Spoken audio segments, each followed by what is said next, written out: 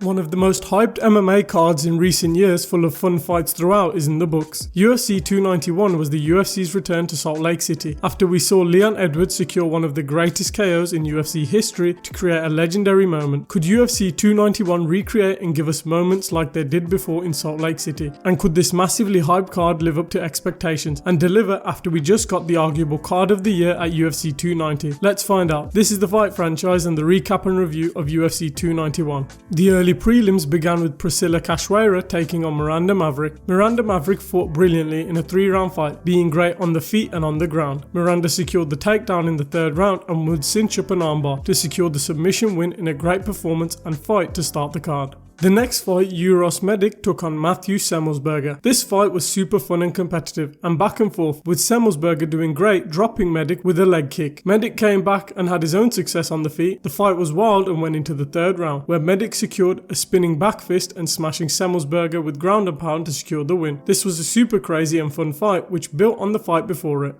The prelim started with Jake Matthews taking on Darius Flowers, which was a great fight after a competitive first round which saw back and forth action, with Flowers playing possum at one point. The second round saw controversy with Matthews throwing a kick which was a nut shot, which on the replay looked as if it hit the body. The fight resumed after a pause in the action where Flowers went for a takedown, which got stuffed where Matthews ended up on top of Flowers to secure the rear naked choke finish. This was a super fun fight with amazing action throughout. An all action fight next between Roman Kopylov and Claudio Ribeiro. This fight was chaos in the first round, with action getting more frantic and more intense, with both guys trading huge shots on the feet and fighting all across the octagon in an action-packed first round. The second round, both guys came out ready to continue the action from the first, with Roman Kopylov 30 seconds into the second round throwing a huge head kick which flatlined Claudio Ribeiro with one of the best knockouts of the year. This was an amazing KO which just added to the amazing stoppage victories this night had already seen. The next fight was a really competitive fight between Vinicius Salvador and CJ Vergara. The fight was back and forth, with both guys trading huge strikes on the feet, with Vinicius Salvador getting the nod on the judges' scorecard in a really close and competitive fight. The last fight on the prelims saw hot and up-and-coming prospect Gabriel Bonfim taking on Trevin Giles. The fight saw instant action where Gabriel showed off his amazing skills, clipping Giles early on and then getting a takedown, which Giles scrambled out of, but during the scramble, Bonfim secured the guillotine choke, where Giles would subsequently tap. Gabriel Bonfim is living up to his hype, and with 2 submission wins so far this year, let's hope he gets another fight and can get another stoppage win to carry on his brilliant debut year. The main card saw a reshuffle as Michel Pereira missed weight by 4 pounds, with Wonderboy refusing to take the fight with someone who missed weight, which saw this fight get scrapped. The main card opened with the returning Michael Chiesa versus Kevin Holland. The fight was fought at a fast, frantic pace from the get-go, where Holland's striking seemed too much, with Chiesa wanting to grapple. Chiesa would get kneed and go for a takedown, which Holland stuffed and cinched up a Darce choke to secure the win in a really fun fight. Hopefully Kevin Holland stays at welterweight, as he seems to fight much better in this division and can handle the grappling compared to the 185ers. Michael Chiesa did seem to take off his gloves after the defeat and looked as if he is hanging up the gloves. I would love to see him compete again, as he did spend quite a lot of time out of the sport due to injuries. The next fight saw Tony Ferguson take on the game Bobby Green, with many fans wanting to see the old El Kukui, who went on that legendary win streak. Tony started the fight well, even dropping Green in the first round, until Bobby Green eye-poked Tony Ferguson, which saw a break in the action. From the eye-poke onwards, Bobby Green took over the fight, dominating in the striking and in any grappling exchanges. The fight went towards the end of the 3rd round, where Ferguson pulled guard, where Green ended up passing Ferguson's guard and secured the arm triangle to choke out Ferguson unconscious. A brilliant win for Green, who can secure a fun matchup next. As for Ferguson, he was saying 5 wins and then a title shot. I feel he'll probably get released from the UFC, as they can't let him take any more significant damage, as this is getting to the point of life-altering damage, or they feed him one last matchup versus Paddy the Baddie to give Paddy a huge name and potential win on his resume.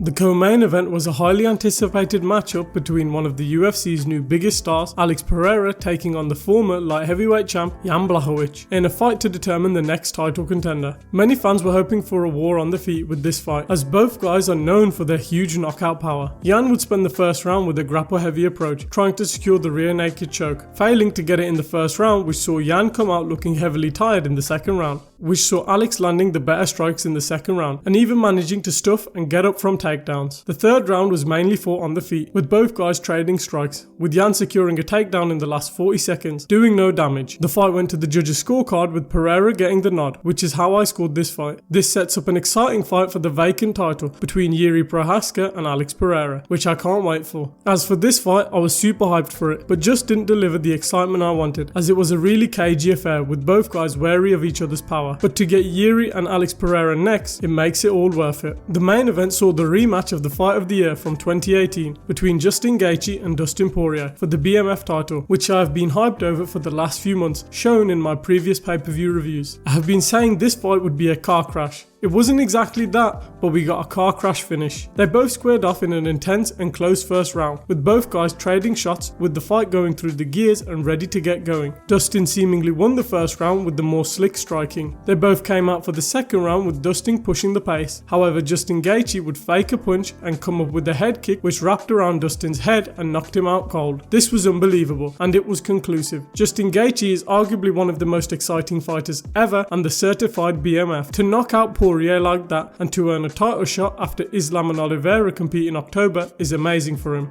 But what makes this even better is how similar this win was to Leon Edwards, who secured a similar KO in the main event last year in the same exact arena. I can't wait for Justin to fight for the title. As for what's next for Poirier, who knows? I think he takes quite the layoff and we don't see him compete for the rest of the year. But hopefully we get to see the Diamond compete again, as he is a legendary MMA fighter. This brought the end to a card which had a lot of hype coming into it. Overall, this card was brilliant, with 9 finishes from 11 fights. There was so much amazing action throughout, with brilliant submissions and KOs. This card was so much fun, with amazing replay factor, especially with the main event KO. Unfortunately, this card didn't have an amazing all-out war, which was a fight of the year contender, as we were all expecting it from the main event, but Justin Gaethje didn't read that memo. If we are going to grade this card, it gets an A. To follow up from UFC 290, which was one of the best fight cards in recent years, was a hard ask, but UFC 291 managed it, with brilliant stoppages early on and Roman Kopylov securing a brilliant head kick. The main card had real fun moments with Derek Lewis's performance and Justin Gaethje stealing the show with his monumental KO. The only thing this card was missing was that amazing fight of the year war, and Alex Pereira and Jan Blachowicz left more to be desired. But other than that, this was one of the best pay-per-views of the year, and let's just hope UFC 292 can deliver on the same level. Did you enjoy the video? Let us know down in the comments below. What was your favourite moment from UFC 291? Put it down in the comments. And do you think Justin Gaethje can become undisputed champion? Put that down in the comments below. Leave a like if you've enjoyed the video and subscribe for more amazing MMA and fight content coming soon. We hope you enjoyed the video and we'll catch you in the next one.